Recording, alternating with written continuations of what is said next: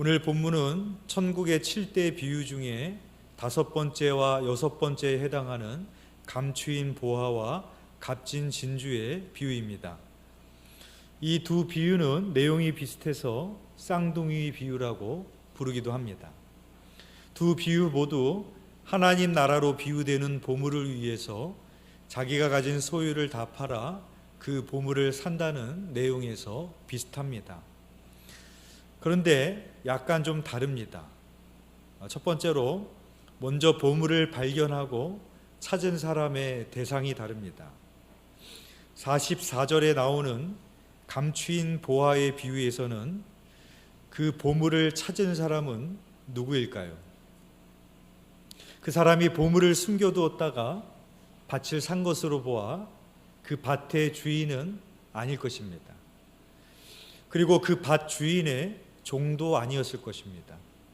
왜냐하면 그가 밭 주인의 종이었다면 그 종이 발견한 보물은 주인의 것이 되기 때문입니다. 그는 아마도 누군가의 밭에서 일을 하다가 우연히 보물을 발견한 사람일 것입니다. 그리고 45절에서 46절에 나오는 값진 진주의 비유에서는 그 진주를 발견한 사람은 대상을 밝히고 있습니다. 45절에 보면 장사라고 그 대상을 밝히고 있습니다. 여기에 사용된 장사라는 단어를 보면 그는 소매상보다는 도매상 정도의 규모를 갖춘 사람으로 추정할 수가 있습니다. 두 번째의 차이점은 자기의 소유를 다 팔아서 산 대상이 다릅니다. 45절에서 46절에 나오는 값진 진주의 비유에서는 상인이 값진 진주 하나를 발견하고 자기의 소유를 다 팔아서 그 진주를 삽니다. 그런데 44절에 나오는 감추인 보화의 비유에서는 밭에서 우연히 보화를 발견한 사람이 자기의 소유를 팔아 보물을 산 것이 아니라 밭을 샀습니다.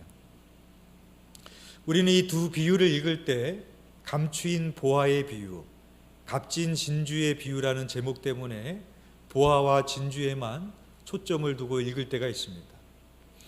그래서 보화와 진주로 상징하는 천국의 가치를 아는 사람이라면 자기의 모든 소유를 다 팔아서라도 그 보물을 산다는 것입니다.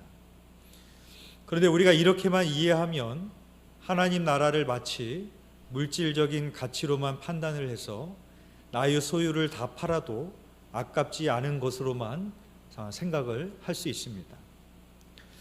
그런데 우리가 이 비유를 보화와 진주에다만 초점을 맞추면 하나님 나라를 마치 자본주의의 잣대로 판단을 해서 그것을 취해야 된다, 가져야 된다는 것으로 우리가 이해할 수 있습니다. 그러나 그렇게 이해하면 예수님께서 선포하신 하나님 나라의 주제와 메시지와 맞지가 않습니다. 예수님께서 하나님 나라를 선포하실 때 이렇게 말씀을 하셨습니다. 마가복음 1장 15절 말씀입니다.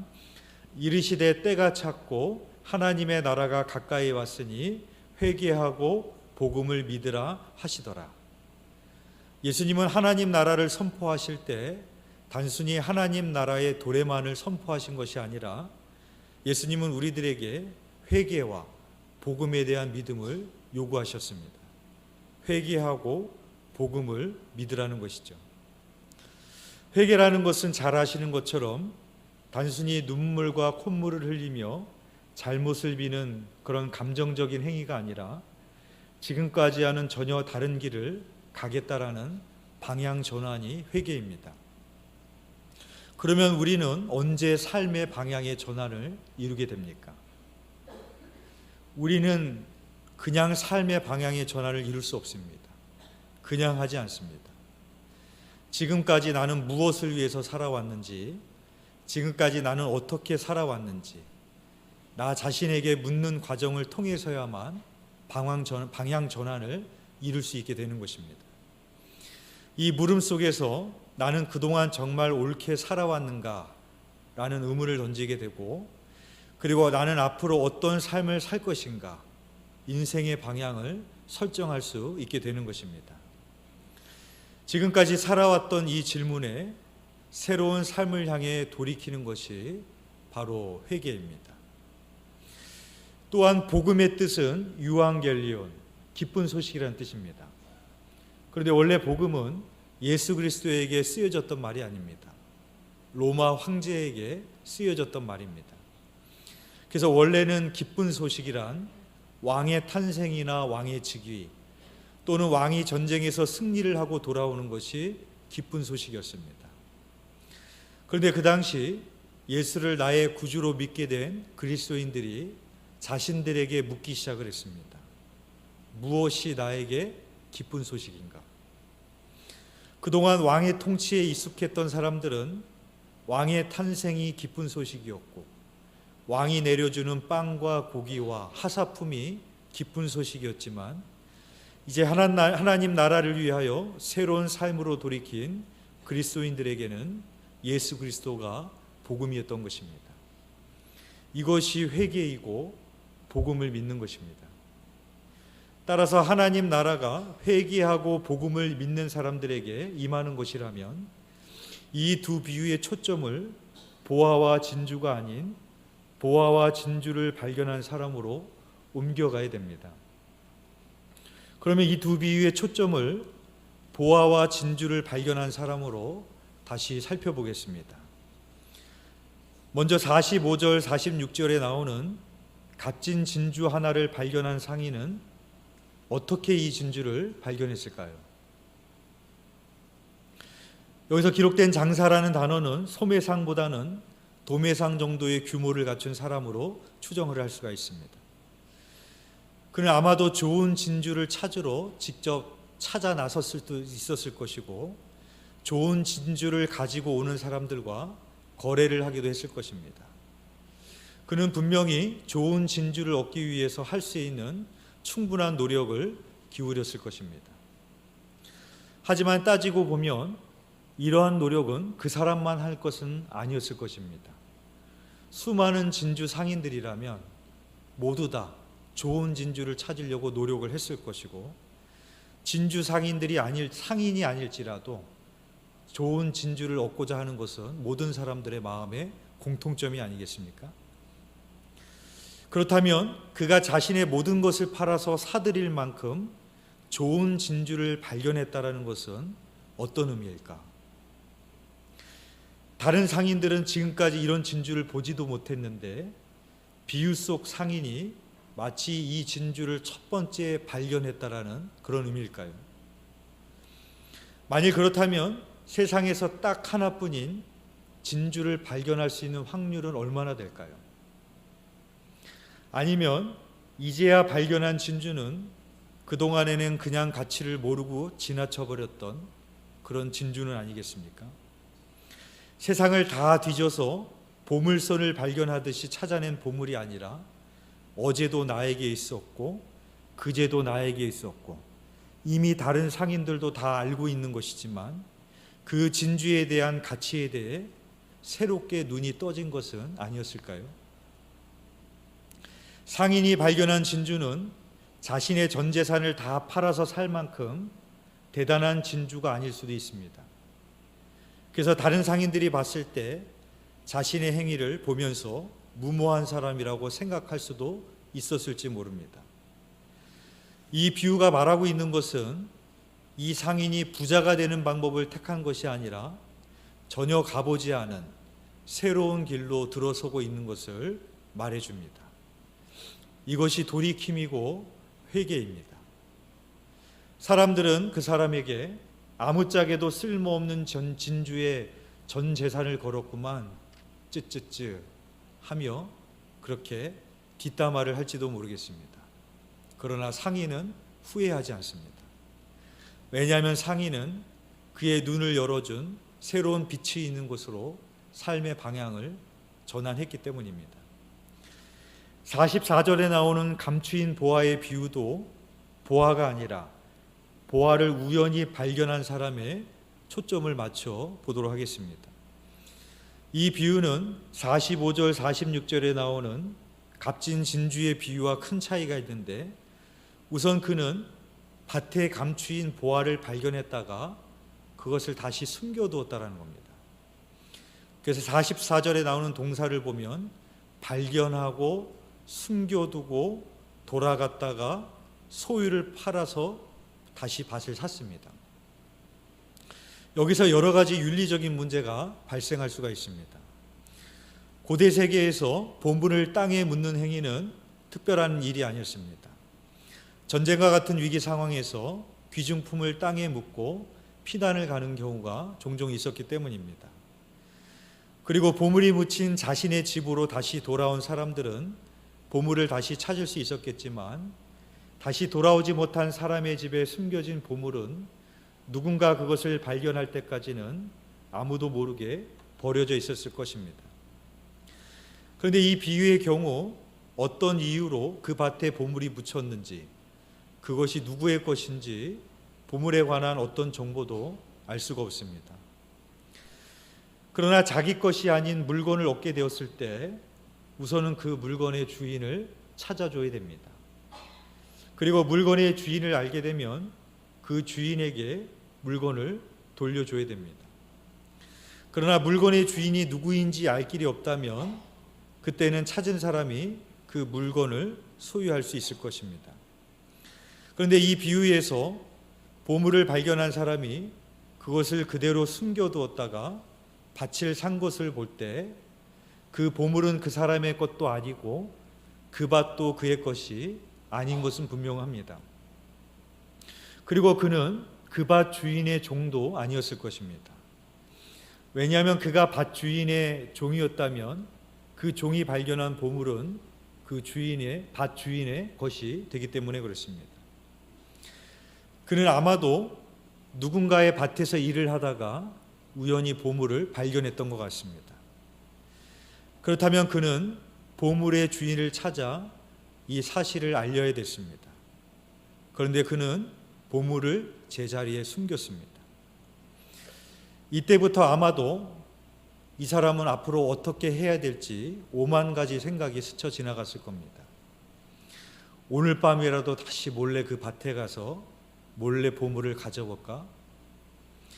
아니면 그 밭의 주인에게 상황을 말하고 사실은 그 주인의 것도 아닐 수 있는데 그 보물을 또 고스란히 그에게 바칠 수도 있을 것입니다. 전자는 양심에 걸리고 후자는 바보 같아서 마음에 속이 상합니다. 그러나 이 비유는 그가 모든 소유를 팔아서 구입한 것이 무엇인지를 분명하게 말해주고 있습니다. 그가 구입한 것은 보물이 아니라 밭이었습니다. 46절에서는 그 진주를 사느니라 라고 말합니다. 그러나 44절에서는 그 밭을 사느니라 라고 말하고 있습니다.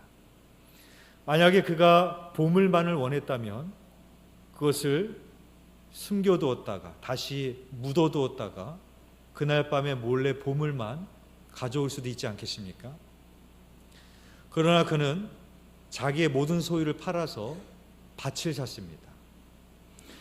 무엇을 말해주고 있는가 하면 대가 지불을 말하는 것입니다. 그가 가진 모든 소유를 다 팔아서 그 밭을 샀기 때문에 이제 그에게는 그 밭만 남아 있습니다. 이전에 내가 소유하고 있는 모든 밭과 모든 땅과 모든 것은 없고 이제는 모든 것을 팔아서 산 새로운 밭만 남아 있는 겁니다. 그리고 이제는 그 밭에 가서 살아야 됩니다. 그 밭을 갈구고 일구고 그 밭에서 살아야 됩니다. 대가 지불을 말하는 것이고 새로운 삶의 터를 향해서 옮겨가는 것을 말하고 있는 겁니다. 따라서 이 비유는 단순히 보물을 찾는 이야기가 아니라 새로운 밭을 사는 이야기요, 그 삶의 터전을 바꾸는 이야기인 것을 우리가 알 수가 있습니다. 이 사람은 그동안 자기가 살아왔던 삶의 터를 새로운 밭으로 옮겨가는 이야기입니다. 그 새로운 밭이 바로 하나님 나라인 것입니다. 나의 소유를 얼마나 팔았는지, 그 진주가 나의 모든 소유보다도 비싼 것인가가 중요한 것이 아니라 이제 그동안 살아왔던 나의 삶의 터에서 전혀 경험해보지 못한 새로운 삶의 터로 옮겨갔다라는 것이 중요한 것입니다.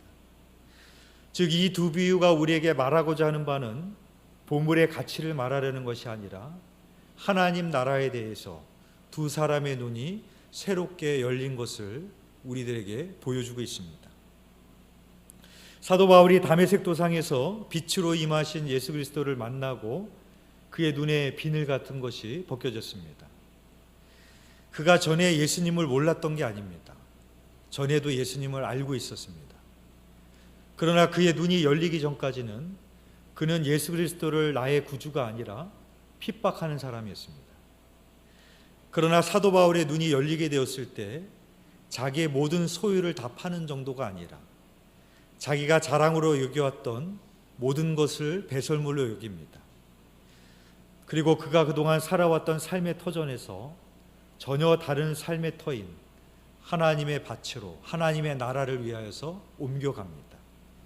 자기의 온 생애를 드리는 정도가 아니라 자기의 생명을 예수 그리스도에게 드리는 것을 아까워하지 않았습니다. 나이브스 아웃이라는 그런 영화가 있습니다. 시리즈물인데 가장 최근에 나온 시리즈 편이 웨이크 업 데드맨이라는 영화가 있습니다. 아마 작년에 나온 걸로 기억하는데 여기에 탐정이 나오는데 우리가 잘 아는 007에 나오는 주인공 다니엘 크레이그가 탐정으로 나옵니다. 간단한 이야기로 이 과거 길거리 복서 출신이었던 주드라는 사람이 있는데 권투 경기 중에 분노를 이기지 못해서 상대방을 때려 죽입니다. 그리고 상대방을 죽게 만든 죄책감에 그가 회심을 하고 카톨릭 사제가 됩니다. 그리고 어느 마을에 문제가 있는 성당의 보좌 신부로 파견을 받게 됩니다. 그런데 거기서 살인 사건이 벌어지는 거예요. 모두가 범인으로 의심을 받다가 마지막에는 주드 신부가 살인자로 몰리게 됩니다.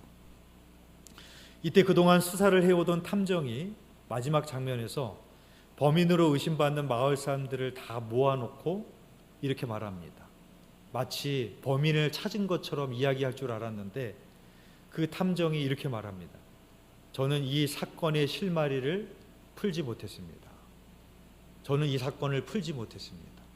이렇게 얘기를 합니다. 그때 창문에서 빛이 이렇게 착 들어오고 이 탐정이 그 창문 쪽을 향해 가서 이렇게 쓰는데 빛이 그 사람의 얼굴에 이렇게 다 비칩니다. 그때 한 여인이 그 한 가운데로 와서 무릎을 꿇습니다. 그 사람이 진짜 범인이었습니다. 탐정이 범인을 찾지 못했는데 스스로 회개를 한 거죠. 자신의 죄를 고백합니다. 그 모습을 보고 범인으로 몰렸던 주드 신부가 그 사람을 위해서 고해성사를 해줍니다. 죄사함을 해줍니다. 그 살인사건이 났던 이유는 이부의 사과라는 보석 때문이었습니다. 다 보석을 차지하려고 그러다 이제 살인사건이 벌어졌는데 결국 나중에 보석의 행방이 묘연해집니다. 어디로 갔는지 모릅니다. 근데 영화의 맨 마지막 장면에 가면 주드 신부가 섬기는 성당 앞에 예수님이 달린 십자가가 있는데 이 카톨릭 십자가에는 예수님이 형상이 붙어 있잖아요. 근데 십자가에 달리신 예수님 안에 그 보석이 들어있는 그 장면을 보여주면서 영화가 끝이 납니다. 주드 신부가 거기다가 숨겨놓은 겁니다.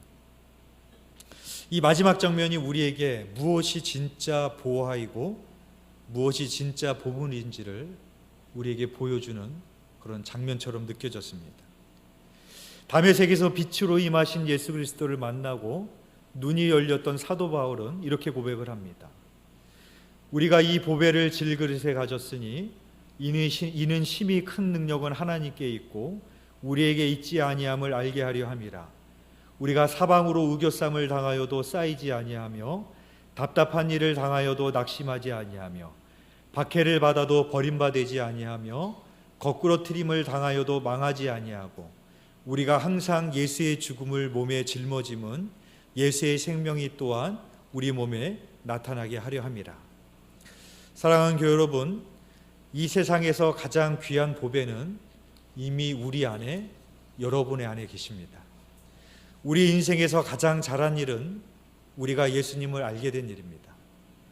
우리 인생에서 가장 감사한 일은 그 예수님이 우리의 구원자가 되셨다라는 것입니다.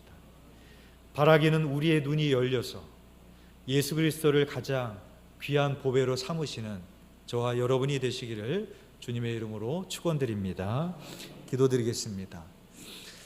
은혜와 긍휼이 풍성하신 하나님 아버지, 주님께서 비유로 말씀하셨지만 참으로 그 눈이 열린 자만이 그 비유의 뜻을 깨달을 수 있었고, 이 땅에 많은 사람들이 있지만 예수 그리스도를 나의 가장 귀한 보배로 여길 수 있는 사람 역시 하나님 나라를 향하여 나의 삶의 터를 옮긴 새롭게 눈이 열린 자임을 깨달아 알기를 원합니다.